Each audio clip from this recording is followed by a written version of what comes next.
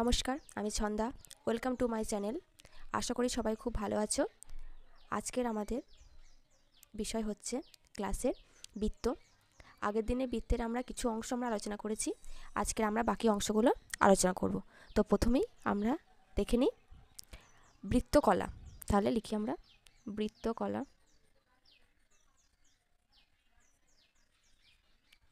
বৃত্তকলা কাকে বলে? বৃত্তে দুইটি ব্যাসার্ধ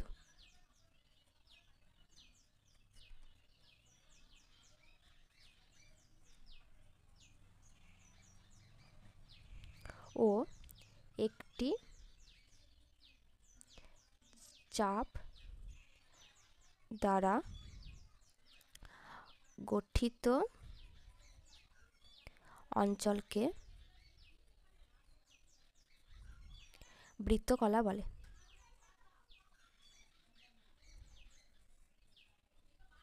তাহলে কি বলেছে? বৃত্তের দুইটি ব্যাসার্ধ ও একটি চাপ দ্বারা গঠিত অঞ্চলকে বৃত্তকলা বলে। এবার আমরা কি করব? এই সংজ্ঞাটা ছবির সাহায্যে বোঝাবো। তাহলে প্রথমে আমরা কি করেছি? একটা বৃত্ত এঁকে নিয়েছি। এবার এই বৃত্ত থেকে আমরা বৃত্তকলাটা বোঝাবো। কি বলেছে? বৃত্তের দুইটি ব্যাসার্ধ, অর্থাৎ এই যে এটা বৃত্তের কেন্দ্র, এখান থেকে দুইটি ব্যাসার্ধ আমরা অঙ্কন করব। এই একটা আমি অঙ্কন করলাম আর এই একটা অঙ্কন করলাম। এবার বলেছে ও একটি চাপ দ্বারা, চাপ, এই যে নীল রঙের অংশটা আমি অঙ্কন করছি, এই অংশটা হচ্ছে চাপ। এই অঞ্চলটাকে বলা হয় বৃত্তকলা। অর্থাৎ এই যে মাঝের অঞ্চলটি, এই অংশটুকু অঙ্কিত হলো, এই অঞ্চলটি হচ্ছে কি? বৃত্তকলা। অর্থাৎ এটাকে আমরা বলবো বৃত্তকলা। ঠিক আছে, তাহলে বোঝা গেল। আমরা আসবো পরের অংশ। কি লিখবো? এবার আমরা লিখবো বৃত্তাংশ। বৃত্তাংশ কাকে বলে? বৃত্তাংশ কাকে বলে? বৃত্তের একটি জ্যা, বৃত্তের একটি জ্যা ও একটি চাপ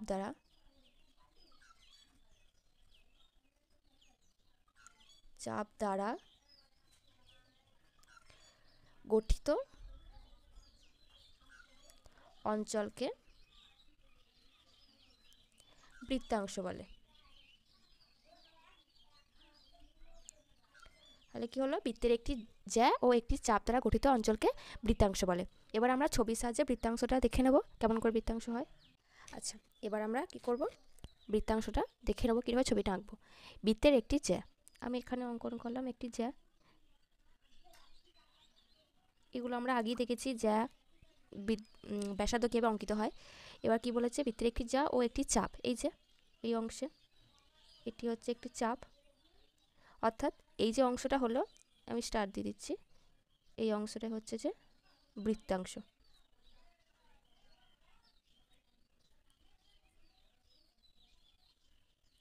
এটা বৃত্তের কেন্দ্র।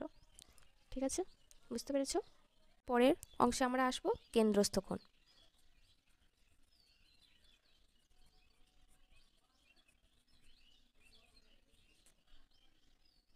কেন্দ্রস্থ কোণ কাকে বলে? বৃত্তের একটি চাপ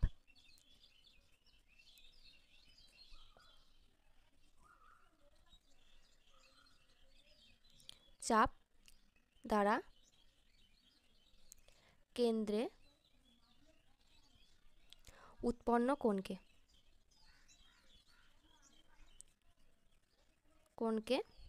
কেন্দ্রস্থ কোণ বলে।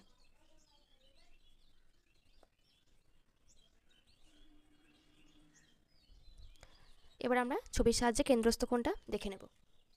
এখানে একটি বৃত্ত অঙ্কন করা আছে। এবার কেন্দ্রস্থ কোণ আমরা অঙ্কন করব। বৃত্তের একটি চাপ, অর্থাৎ আমি এইখান থেকে এতটুকু বৃত্তের চাপটা নিলাম।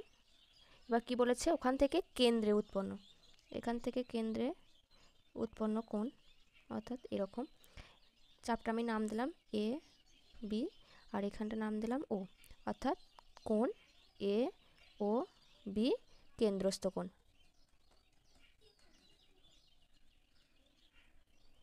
বোঝা গেল? এ ও বি, অর্থাৎ এই যে কোণটা, এই কোণটাই হচ্ছে কেন্দ্রস্থ কোণ। আচ্ছা, এরপরে আমরা আসবো হচ্ছে যে বৃত্তস্থ কোণ। বৃত্তস্থ কোণ, তাহলে সংজ্ঞা আমরা দেখে নেব। কি বলেছে? বৃত্তের একটি চাপ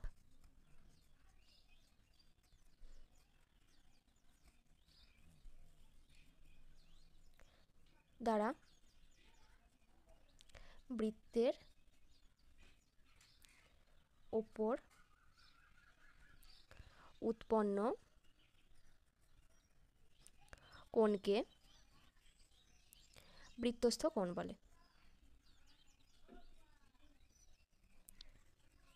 অর্থাৎ কি, বৃত্তের একটি চাপ দ্বারা বৃত্তের ওপর উৎপন্ন কোণকে বৃত্তস্থ কোণ বলা হয়। এবার আমরা ছবির সাহায্যে বৃত্তস্থ কোণটাকে দেখে নেব। এখানে বৃত্তটা অঙ্কন করা আছে। এবার আমরা বৃত্তস্থ কোণটা দেখে নেব। বৃত্তের একটি চাপ, ধরে নিই এই অংশটা বৃত্তের একটি চাপ। এবার চাপ বৃত্তের ওপর, অর্থাৎ আমি এই দিকই ধরে নিচ্ছি। এখানে একটি কোণ উৎপন্ন হচ্ছে। এখানে আমি নাম দিচ্ছি এ, এটা বি, আর এখানে নাম দিলাম হচ্ছে পি, আর এখানটা হচ্ছে বৃত্তের কেন্দ্র। বৃত্তের একটি চাপ এবং বৃত্তের ওপর অঙ্কিত কোণ, মানে এই যে এই কোণটা, তাহলে কোণ নাম্বার এ পি বি হচ্ছে যে বৃত্তের বৃত্তস্থ কোণ। আশা করি বোঝা যাচ্ছে। এবার আমরা আসবো সমকেন্দ্রিক বৃত্ত কাকে বলা হয়। সমকেন্দ্রিক বৃত্ত অর্থাৎ কি বলেছে, যে সকল বৃত্তের কেন্দ্র একটি, কিন্তু তাদের ব্যাসার্ধ আলাদা, সেই বৃত্তগুলিকে সমকেন্দ্রিক বৃত্ত বলে।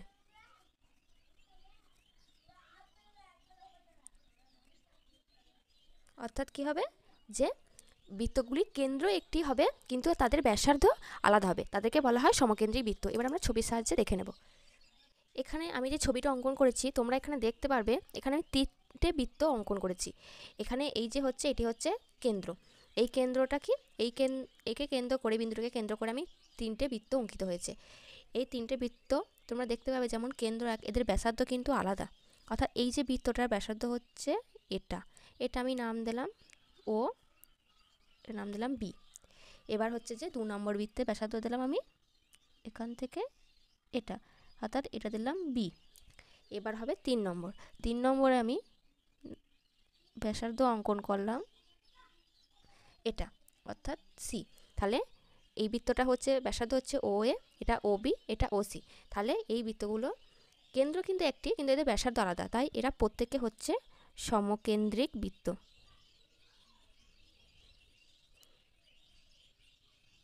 আশা করছি বুঝতে পারছো তোমরা।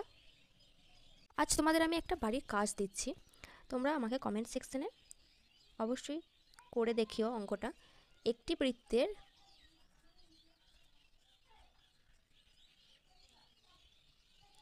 ব্যাসার্ধ